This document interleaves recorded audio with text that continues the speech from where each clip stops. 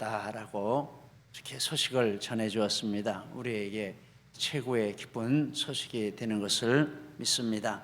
시간 우리 함께 인사 나누시겠습니다. 우리를 위하여 구주관하셨습니다. 우리를 위하여 구주관하셨습니다. 아멘. 오늘 특별한 성탄 주일을 맞이해서 우리 하나님 앞에 함께 예배를 드리게 된 것 크신 은혜인 줄 믿습니다. 오늘 마태복음 1장 1절을 읽었습니다. 마태는 3년간 예수님을 따르며 훈련받았고 예수님 승천 후에 120명과 마가의 다락방에서 전심으로 기도하던 중 오순절 성령 강림을 체험했습니다.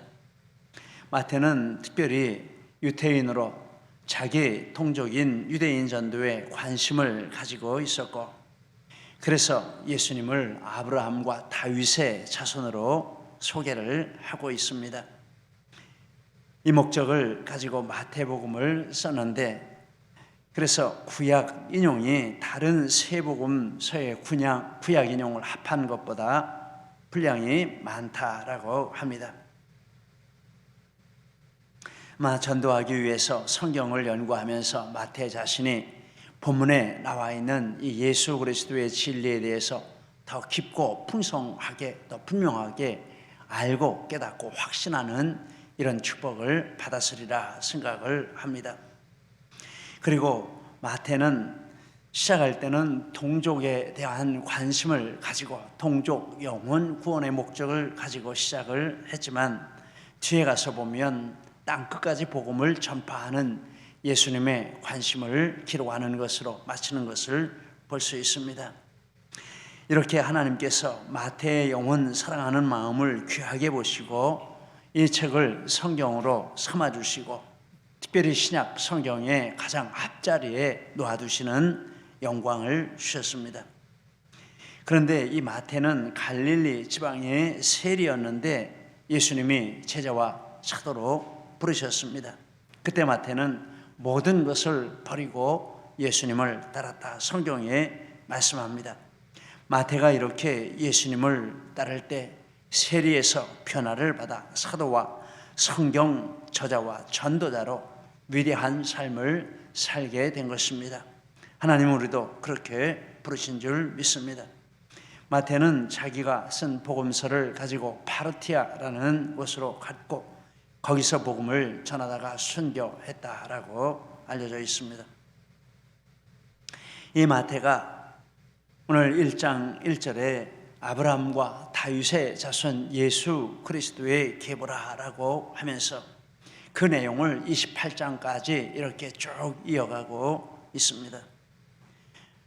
하나님께서 메시아를 아브라함과 다윗의 씨 자손으로 보내겠다라고 구약에 말씀하셨는데, 이제 1장 1절에서는 그것이 성취되어졌다라는 선언을 하는 것입니다. 창세기서부터 말라기까지 구약인데 이제 신약이 시작이 되면서 첫 번 일성이 하나님이 메시아에 대해 약속하신 그 약속이 성취되어졌다, 이것을 선포하는 것입니다. 마태복음 1장 1절. 먼저 하나님께서 메시아를 아브라함과 다윗의 자손으로 보내시겠다, 이렇게 말씀을 하셨습니다. 창세기 17장 17절. 내가 내 언약을 나와 너와 내 대대 후손의 사이에 세워서 영원한 언약을 삼고 너와 내 후손의 하나님이 되리라. 후손, 씨, 자손 같은 단어입니다. 상황에 따라 씨라고도 하고 후손이라고도 하고 자손이라고도 이렇게 했습니다. 아브라함에게 언약을 세우셨습니다. 영원한 언약을 삼고 후손을 주겠다. 이사야 11장 1절이야. 이새 줄기에서 한 싹이 나며 그 뿌리에서 한 가지가 나서 결실할 것이요 그날에 이새 뿌리에서 한 싹이 나서 만민의 기호로 설 것이요 열방이 그에게로 돌아오리니 그 거한 곳이 영화로우리라. 이새는 다윗의 아버지입니다. 다윗의 씨를 통해서 이와 같은 메시아의 역사가 일어날 것이라고 하셨습니다. 이제 오늘 본문에서 하나님이 이렇게 구약에 약속하신 대로 아브라함과 다윗의 씨로 메시아를 보내셨다라고 말씀합니다. 1절에 아브라함과 다윗의 자손 예수 그리스도의 계보라. 22절에 이 모든 일에 된 것은 주께서 선지자로 하신 말씀을 이루려 하심이니, 예수님이 오신 지 50년에서 70년이 지난 사이에 과거를 돌아보면서 또 더 과거를 돌아보면서 이렇게 구약시대에 예언한 이 모든 일이 예수님이 오심으로 성취가 되었다라고 말을 하는 것입니다. 그런데 아브라함과 마태복음을 쓴, 그리고 예수님이 성탄하신 그 시간 차이는 2000년이 됩니다. 아브라함은 주전 2000년 사람이고 다윗서부터 따져도 1000년이 됩니다. 다윗은 주전 1000년의 사람이고, 그 사이에 하나님이 말씀하신 그 말씀이 이루어질 수 없었던 그 일이 이렇게 일어났다면 하나님의 약속이 이루어질 수 없었던 사건들이 수없이 많이 있습니다. 창세기 25장 이하에 보면 아브라함의 아들 이삭의 부인이 임신을 했는데 쌍둥이를 임신을 했습니다. 그런데 복중에서 싸움이 일어났습니다. 형은 에서이고 동생은 야곱인데 복중에서는 누가 형인지 동생인지 모르죠. 그런데 복중에 싸움이 일어난 것은 내가 먼저 나가서 장자의 명분을 차지하겠다, 이런 싸움이었던 것 같습니다. 그런데 야곱은 힘이 약하고 에서가 힘이 강했던 것 같습니다. 에서가 먼저 나오고 야곱이 에서의 발을 잡고 쫓아나왔습니다.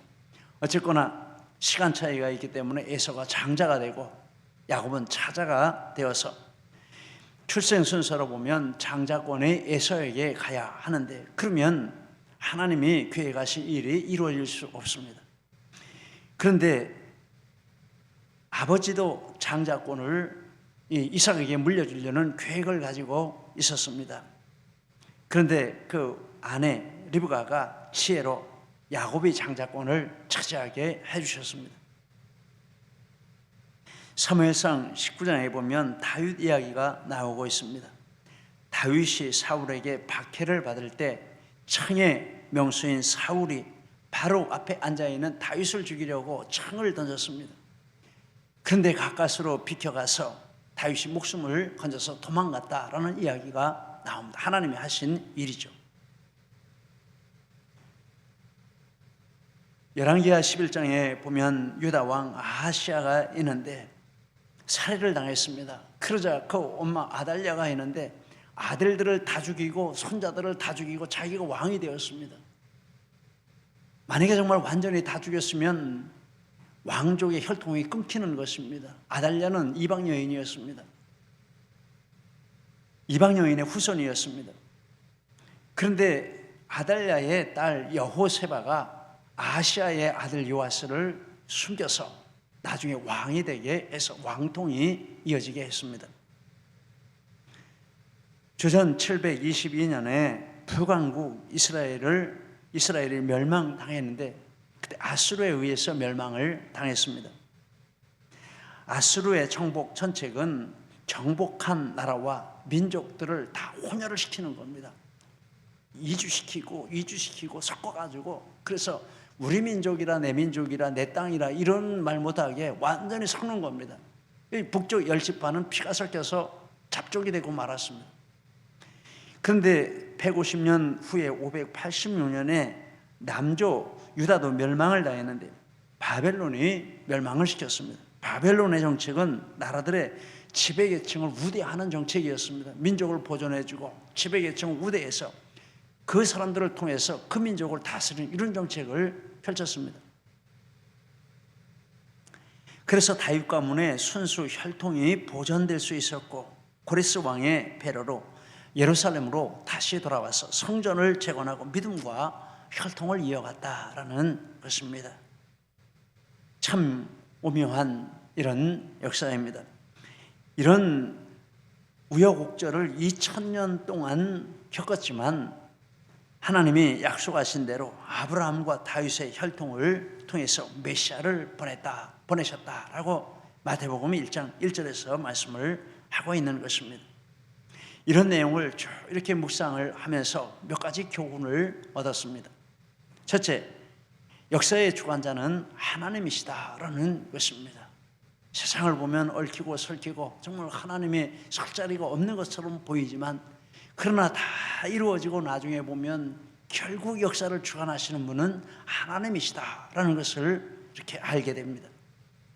그런데 이방 왕이 그런 말을 했습니다. 다니엘서 4장 34절이요. 그 권세는 영원한 권세요 그 나라는 대대에 이르리로다. 땅의 모든 거민을 없는 것 같이 여기시며 하늘의 군사에게든지 땅의 거민에게든지 그는 자기 뜻대로 행하시나니 누가 그의 손을 금하든지 혹시 이르기를 내가 무엇을 하느냐 할 자가 없도다.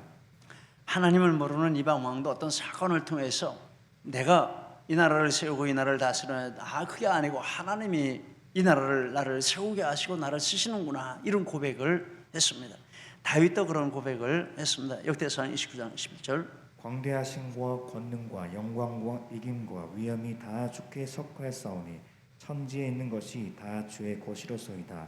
여호와여 주권도 주께 속하였사오니 주는 높으사 만유의 머리심이니이다. 모든 주권, 이김, 위엄 다 하나님께 있습니다. 인류 역사는 하나님의 무대이고 그 역사의 주연은 하나님이신 것을 믿습니다. 우리나라의 역사도 하나님이 주관해 가시는 것을 믿습니다. 이 믿음을 우리는 굳게 해야 하겠습니다. 또 하나의 교훈은 하나님은 반드시 언약을 지키신다라는 교훈을 받습니다.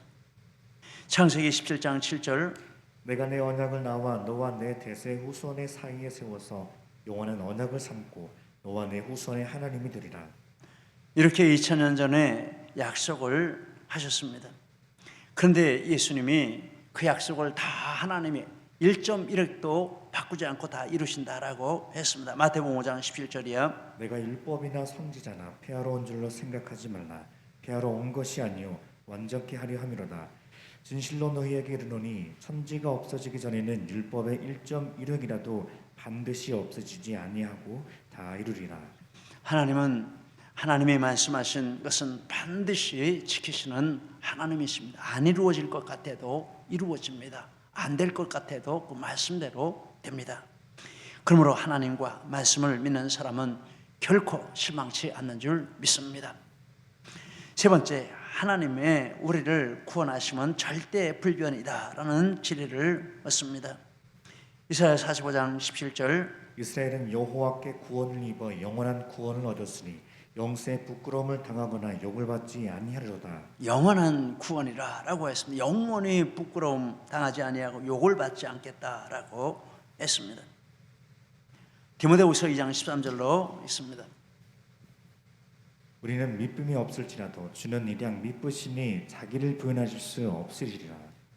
하나님은 한 번 너를 구원했다라고 하시고 한 번 믿음을 주셨으면 결코 그 구원하신 것을 취소하지 않으시고 그 믿음 주신 것을 취소하지 않으신다라는 말입니다. 우리 함께 저를 따라 해보시기를 바랍니다. 하나님은 나를 결코 버리지 않으십니다. 하나님은 나를 결코 버리지 않으십니다. 아멘입니다. 어렵고 힘들 때, 불안할 때 이 말씀을 우리 마음 가운데 이렇게 고백하고 하시기를 바랍니다. 하나님은 결코 우리를 버리지 않으십니다. 그리고 한 번 더 하겠습니다. 한 번 구원은 영원한 구원입니다. 한 번 구원은 영원한 구원입니다. 한 번 구원받은 사람은 영원히 버림받지 않은 줄 믿습니다. 아브라함과 다윗의 자손 예수 그리스도라 하는 말씀 가운데 이런 교훈이 있습니다. 하나님이 역사의 주권자이시고 하나님의 약속은 변치 않으시고 하나님이 우리를 구원하신 그 구원은 결코 빼앗기지 않는다라는 것입니다. 하나님께서 아브라함과 다윗의 자손으로 보내신 그 자손이 누구냐라고 말하고 있습니다. 예수 그리스도시라라고 말하고 있습니다. 자손, 씨라는 말입니다. 하나님께서 아브라함에게 씨를 주시겠다라고 말씀하셨습니다. 창세기 12장 7절 여호와께서 아브라함에게 나타나 이르시되 내가 이 땅을 내 자손에게 주리라 하신지라. 13장 16절 내가 내 자손의 땅의 티끌 같게 하리니 바람이 땅의 티끌을 능히 셀 수 있을진데 내 자손도 세리라. 22장 17절 내 씨가 그 대적의 성문을 차지하리라. 내 씨로 말미암아 천한 만민이 복을 받으리니. 하나님께서 다윗에게도 씨를 주시겠다라고 하셨습니다. 사무엘하 7장 12절 내 몸에서 날 내 씨를 내 뒤에 세워 그의 나라를 견고하게 하리라. 그런데 이 씨는 바로 예수 그리스도를 가리킨다라고 말씀합니다. 갈라디아 3장 16절 같이 읽겠습니다. 이 약속들은 아브라함과 그 자손에게 말씀하시는 것인데 여럿을 가리켜 그 자손들이라 하지 아니하시고 오직 한 사람을 가리켜 내 자손이라 하셨으니 곧 그리스도라. 아브라함에게 하나님이 자손을 주시겠다, 씨를 주시겠다라고 여러 번 말씀을 하셨는데 갈라디아서에 이렇게 분명하게 말씀하셨습니다. 그것은 예수 그리스도를 가리키는 말이다. 다윗에게도 똑같이 그렇게 적용을 합니다. 디모데후서 2장 8절도 같이 있습니다. 내가 전한 복음대로 다윗의 씨로 죽은 자 가운데서 다시 살아나신 예수 그리스도를 기억하라. 다윗에게도 씨를 주겠다 하셨는데 그 씨는 다른 어떤 사람을 가리키는 것이 아니고 바로 예수 그리스도를 가리키는 것이라. 그래서 그 말씀대로 하나님이 아브라함과 다윗의 자손으로 예수님을 보내셨습니다. 이 말씀을 묵상하며 또 이런 진리들을 생각해 보았습니다. 아브라함의 씨는 이삭, 야곱, 요셉 이런 사람들이 아닙니다. 그들은 씨가 오심을 준비하는 존재들이죠. 다윗의 씨는 솔로몬, 히스기야, 요시야 이런 사람들 아닙니다. 이들도 참된 씨, 참된 후손이 오심을 준비하는 존재들입니다. 그것도 얼마나 영광스러운 일인지 모릅니다. 그러나 그 씨는 바로 예수님이시라라는 것입니다. 그리고 그분만이 메시아이시고 그리스도시라라고 말합니다. 1절에 다시 보면 아브라함, 다윗의 자손 예수에서 끝나는 것이 아니라 그리스도라고 했습니다. 즉 하나님이 보내신 유일한 메시아 그리스도는 바로 이 예수님 밖에는 없다라는 말입니다. 갈라디아 2장 16절 사람이 의롭게 되는 것은 오직 예수 그리스도를 믿음으로 말미암는 줄 아는 거로 우리도 그리스도 예수를 믿나니. 디모데전서 2장 5절 하나님은 한 분이시요 또 하나님과 사람 사이의 중보도 한 분이시니 곧 사람이신 그리스도 예수라. 세상에 그리스도가 얼마나 많고 세상에 구원자가 얼마나 많습니까? 말세가 되면 수많은 그리스도가 나온다라고 말합니다. 우리가 분명히 알 것은 하나님이 약속하시고 하나님이 보내신 그리스도 구원자는 우리가 오늘 본문에서 읽는 이분밖에는 없다라는 것입니다. 예수 그리스도 밖에는 없다라는 것입니다. 그래서 우리는 어느 사람을 만나도 다른 종교를 믿는 누구를 어느 나라에 가도 우리는 변함없이 예수님이 주시라는 것을 고백하고 또 그것을 말할 수 있는 이런 믿음을 가져야 합니다. 분명하게 예수님만이 구주이신 것을 믿는 이 믿음을 지켜야 할 줄 믿습니다. 하나님이 보내신 유일한 구주는 바로 예수님 밖에는 없습니다. 그리고 이 진리를 깨닫고 믿는 이것이 최고의 축복인 줄 믿습니다. 예수는 우리의 유일한 구원자이십니다. 다른 주는 없습니다. 하나님께서 아브라함과 다윗의 자손으로 메시아 예수 그리스도를 보내셨다라고 했는데 왜 꼭 아브라함이고 왜 꼭 다윗일까 이런 생각을 해보게 됩니다. 다른 사람도 너무나 많이 있는데 왜 꼭 아브라함이고 왜 꼭 다윗이었을까?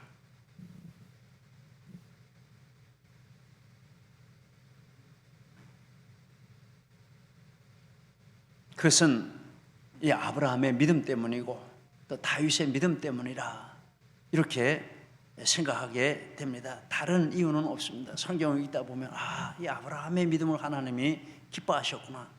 다윗의 믿음을 하나님이 기뻐하셨구나. 이것을 발견하게 됩니다. 아브라함은 하나님을 다음과 같이 믿었습니다. 자기에게 씨를 주시겠다, 후손을 주시겠다라는 하나님의 말씀을 믿었습니다. 창세기 13장 14절. 롯이 아브람을 떠난 후에 이르시되 너는 동서남북을 바라보라. 너와 내 자손에게 주리니 영원히 이르리라. 아브라함은 나이가 많도록 자손이 없었습니다. 그래서 하나님이 갈대아 우르를 떠나 내가 너에게 지시할 땅으로 가라 할 때 조카를 데리고 왔습니다. 이 아이가 이제 자식 낳긴 글렀으니 이 아이가 내 후손 삼아야 되겠다 이렇게 데리고 간 것이죠. 그런데 롯이 어떤 사건으로 떠나고 말았다라는 것입니다. 그때 하나님이 내 자손을 주겠다라고 하신데 아브라함이 그 말씀을 믿었다라는 것입니다. 창세기 15장 2절이야. 나의 상속자는 이 다메섹 엘리헤셀이니이다. 내 몸에서 날 자가 내 후사가 되리라.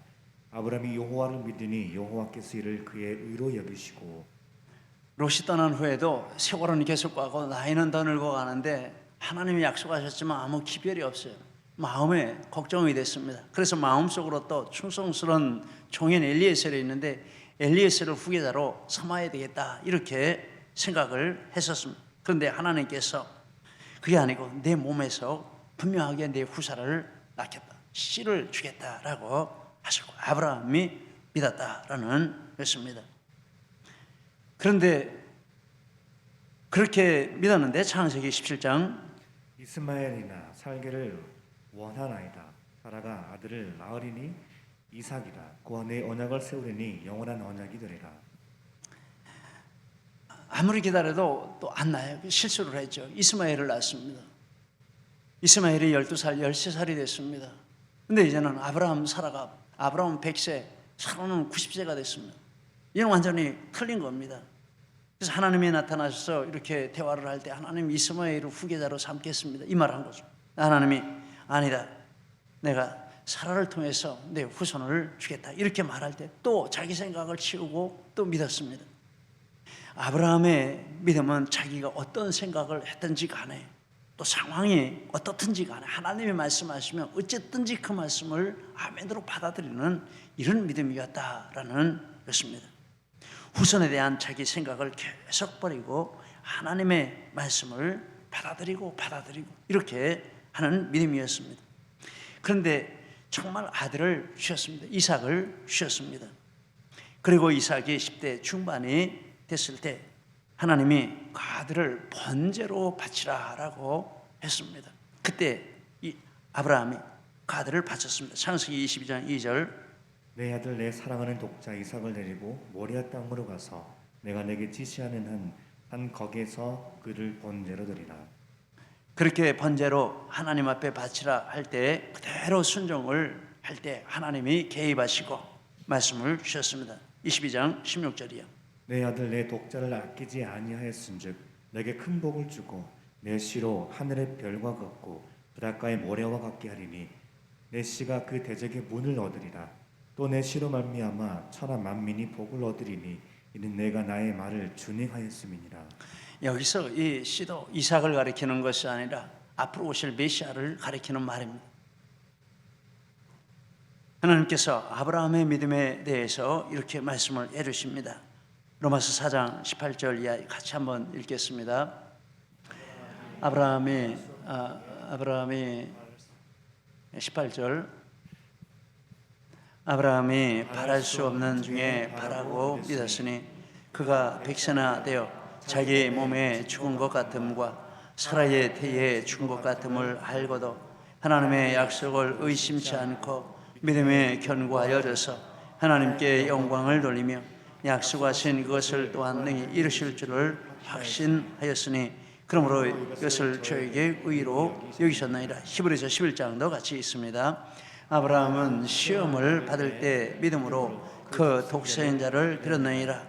하나님이 능히 죽은 자 가운데서 다시 살리실 줄로 생각한지라. 죽은 자 가운데서 토로 받은 것이라. 이런 믿음이 아브라함에게 있었습니다. 어떻게 이 독생자를 자기 독자를 이렇게 바칠 수 있습니까? 하나님이 그 믿음을 받아주셨습니다. 다윗의 믿음이 나와 있습니다. 다윗은 항상 하나님의 집을 생각하는 믿음이었습니다. 시편에 보면 하나님 앞에 서원했습니다. 하나님의 법궤를 찾기까지는 난 잠 안 자겠습니다. 반드시 찾아내서 예루살렘으로 모시고 와서 제 앞에 모셔두고 하나님 섬기기를 원합니다. 이렇게 서원하고 잠을 안 자면서 그것을 찾았다. 그리고 마침내 찾아서 예루살렘으로 모시고 왔다. 이런 찬양이 나오고 있습니다. 그리고 예루살렘으로 법궤를 메고 올 때 얼마나 기쁜지 옷이 벗어지는 줄 모르고 춤을 췄다라고 말하고 있습니다. 성전을 건축하려는 마음이 가득해서 환난 중에도 성전 건축할 이런 재물들을 모아서 계속 하나님 앞에 바쳤다라고 말합니다. 역대하 22장 14절 그리고 좀 평안해지자 선자를 불러서 이제 성전을 건축해야 되겠습니다. 이렇게 했습니다. 하나님께서 다윗의 믿음에 대해서 이와 같은 믿음에 대해서 이렇게 말씀을 해주셨습니다. 사무엘하 7장 11절이요. 여호와께서 사방의 모든 대적을 파하사 왕으로 궁에 평안히 거하게 하신 때에 왕이 선지자 나단에게 이르되 볼지어다 나는 백향목궁에 거하거늘 하나님의 궤는 휘장 가운데 있도다. 다윗이 하나님의 집을 짓겠다고 하고 평생 그것을 소원으로 삼고 살았는데 하나님이 이제 다윗의 집을 지어주겠다, 다윗의 씨를 주겠다라고 말씀을 하셨는데 그 씨는 메시아를 가리키는 말씀이었습니다. 그래서 아브라함과 다윗의 이런 순수한 믿음, 하나님 중심의 그 믿음 안에다가 메시아에 대한 진리를 계시하신 것입니다. 요한복음 8장 56절 너희 조상 아브라함은 나의 때 볼 것을 즐거워하다가 보고 기뻐하였느니라. 믿음으로 2000년 후에 오실 예수님을 이렇게 보고 즐거워했다라고 말씀합니다. 예수님이 친히 말씀하셨습니다. 리빙 바이블로 아브라함은 내가 오고 있는 것을 보고 즐거워했다. 메시역으로 아브라함은 역사의 길을 그보 보면서 나의 날이 다가오는 것을 보고 믿고 환희에 차서 기뻐했다. 아브라함이 이렇게 생생하게 2000년 후에 메시아가 오실 것을 내다보고 기뻐했다라는 것입니다. 그 믿음 안에다가 메시아의 믿음을 이렇게 담아준 것입니다. 그리고 다윗에 대해서는 이렇게 말합니다. 사도행전 2장 25절이요. 다윗 시절을 가리켜 가르되 내가 항상 내 앞에 계신 주를 배웠으며 나를 요동치 않게 하기 위하여 그가 내 우편에 계시도다. 그는 선지자라 하나님이 이미 맹세하사 그 자손 중에서 한 사람을 구 위에 앉게 하리라 하심을 알고 미리 보는 거로 그리스도의 부활하심을 말하되 이 예수를 하나님이 살리신지라. 아브라함과 다윗은 이 메시아가 성육신 하실 것을 본 것뿐만 아니라 부활하실 것도 보고 승천하실 것도 보고 다 보았습니다. 생생하게 보았습니다. 무엇으로 보았습니까? 믿음으로 보았습니다. 하나님을 절대 순종하고 하나님 말씀을 이렇게 순수하게 받아들이고 하나님 앞에 절대 순종할 때 하나님이 메시아에 대한 믿음을 담아주시고 그 마음 가운데 메시아가 사시는 이런 축복을 주신 것입니다. 그리고 그 믿음을 통해서 때가 될 때 하나님이 메시아를 그들의 씨를 통해서 보내셨다라고 말씀을 하시는 것입니다. 오늘 하나님께서 메시아를 메시아로 보게 하고 믿게 하고 붙들게 하는 이것도 바로 이런 믿음을 통해서 주시는 것인 줄 믿습니다. 분명한 믿음, 순수한 믿음, 바른 믿음을 가지고 하나님 중심으로 이 믿음을 가지고 서 있을 때 아브라함이 만났던 예수 그리스도, 다윗이 만났던 메시아, 그 메시아가 오늘 우리 믿음을 통해서 우리 마음 가운데 들어오시고 우리를 새롭게 하시고 기뻐 찬양하게 하시는 이런 축복을 우리에게도 주실 줄 믿습니다. 여러분, 성탄절이 이제 정말 형식적인 이런 성탄절이 되지 않았습니까? 안 믿는 사람들은 말할 것도 없고 믿는 사람들에게 있어도 그렇습니다. 시청 사거리에 성탄절 추리를 세운다 이렇게 해서 회의를 하는 중에 이제 이런 말을 했습니다. 이게 성탄절 추리가 이제는 문화적인 도구이지 복음적인 도구가 아닌 것 같습니다. 그래서 메리 크리스마스, 김포시를 가치를 2배로 이런 걸 성탄 추리에다 달아놓을 것이 아니라 성경 구절을 그대로 좀 달아놓도록 이렇게 하십시다라고 제안을 했습니다. 그래서 굳이 오셨네. 예수가 주시다. 이런 걸 달아놓으면 얼마나 좋겠습니까? 그걸 통해 복음이 전파돼야지 그냥 문화의 도구로 쓰이는 것은 바람직하지 않은 것 같습니다. 그런데 시에서 돈을 대서 하는 거라는 겁니다. 그 시에서 오케이를 해줘야 되는 거지 우리 마음대로 안 된다. 그래서 마음이 아팠습니다. 보니까 메리 크리스마스고 뭐 김포시가 뭐 무슨 어쩌고 이렇게 달려 있는 것을 보았습니다. 우리라도 가능하다면 우리 교회가 될 테니까 그냥 우리가 원하는 대로 합시다 이렇게 하고 싶었는데 이제 그렇게도 못했습니다. 여러분, 주님이 오시고 만나시고 이 구원주로 우리에게 오시는, 우리 마음 가운데 오시는 것은 우리의 이 믿음인 줄 믿습니다. 아브라함이 가졌던 믿음, 다윗이 가졌던 믿음, 이 믿음이 있는 곳에는 우리 주 예수님께서 오셔서 내가 너의 구원자이다, 내가 너를 위해 죽고 내가 너를 위해 산다, 너는 내 것이다 라고 말씀해 주시고 성탄을 새롭게 하시는 이런 은혜가 우리 가운데 충만하게 될 줄 믿습니다. 이런 은혜가 우리 모두에게 함께 하시기를 예수님 이름으로 축복합니다. 기도하시겠습니다.